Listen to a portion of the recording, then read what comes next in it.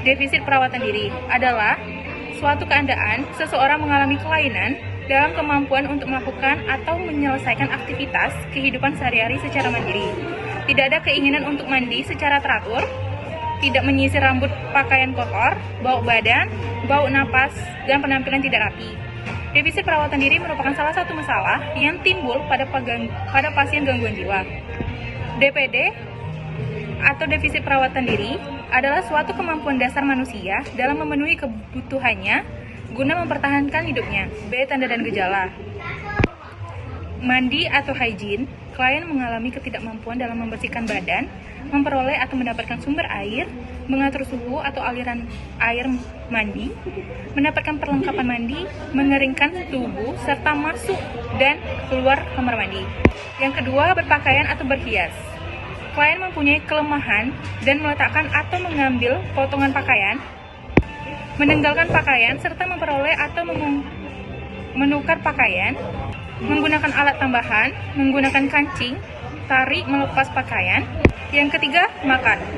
Klien mempunyai ketidakmampuan dalam menelan makanan, mempersiapkan makanan, menangani pekakas, mengunyah makanan, menggunakan alat makan, mendapatkan makanan, membuka kontainer, memanipulasi makanan dalam mulut, mengambil makanan dalam wadah lalu memasukkannya ke mulut. Yang keempat, eliminasi.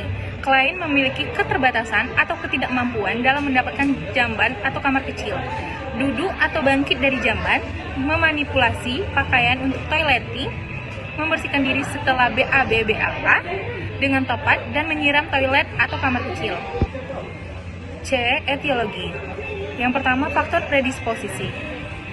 A. Perkembangan. Keluarga terlalu melindungi dan menjalani klien sehingga perkembangan inisiatif terganggu. B. Biologis atau yang kedua biologis. Penyakit kronis yang menyebabkan klien tidak mampu melakukan perawatan diri. Yang kedua, faktor presipitasi. Presipitasi, defisit perawatan diri adalah kurang kemampuan atau kurang penurunan motivasi, kerusakan kognisi atau perseptual, cemas, lelah, atau lemah yang dialami individu sehingga menyebabkan individu kurang mampu melakukan perawatan diri. Faktor-faktor yang mempengaruhi personal hygiene adalah yang pertama itu body image, gambaran individu terhadap dirinya sangat mempengaruhi kebersihan diri, misalnya dengan adanya perubahan fisik sehingga individu tidak peduli dengan kebersihan dirinya. Yang kedua, praktik sosial. Pada anak-anak selalu dimanja dalam kebersihan diri, maka kemungkinan akan terjadi perubahan pola personal hygiene. Yang ketiga, status sosial ekonomi. Personal hygiene memerlukan alat dan bahan seperti sabun, pasta gigi, sikat gigi, sampo, alat mandi yang semuanya memerlukan uang untuk menyediakannya. Dan yang terakhir, pengetahuan. Pengetahuan personal hygiene sangat penting karena pengetahuan yang baik dan meningkatkan kesehatan. Misalnya pada pasien penderita diabetes mellitus, ia harus menjaga kebersihan kakinya. Selanjutnya, budaya. Dia sebagai masyarakat, jika individu sakit tertentu tidak boleh dimandikan. Kebiasaan seseorang. Ada kebiasaan orang yang menggunakan produk tertentu dalam perawatan diri seperti penggunaan sabun, sampo, dan lain-lain. Selanjutnya ada patofisiologi. Kurangnya perawatan diri pada pasien dengan gangguan jiwa terjadi akibat adanya perubahan proses pikir sehingga kemampuan untuk melakukan aktivitas diri menurun.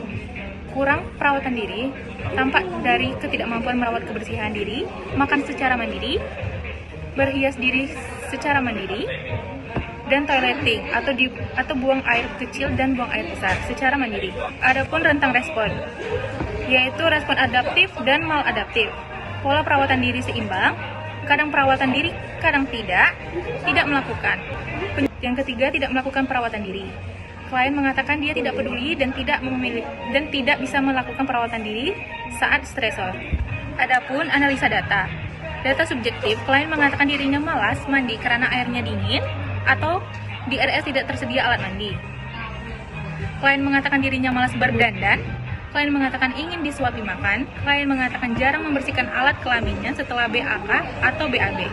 Data objektif yaitu yang pertama, ketidakmampuan mandi atau membersihkan diri ditandai dengan rambut kotor, gigi kotor, kulit berdaki dan berbau, serta kuku panjang dan kotor. Yang kedua, ketidakmampuan berpakaian atau berhias ditandai dengan rambut acak-acakan, pakaian kotor dan tidak rapi, pakaian tidak sesuai, tidak bercukur, dan tidak berdandan. Yang ketiga, ketidakmampuan makan secara mandiri. Ditandai dengan ketidakmampuan mengambil makanan sendiri, makanan berceceran, dan makan tidak pada tempatnya.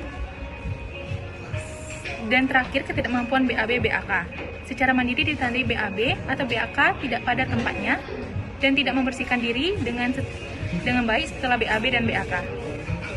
Masalah keperawatannya, defisit perawatan diri. Adapun pohon masalah.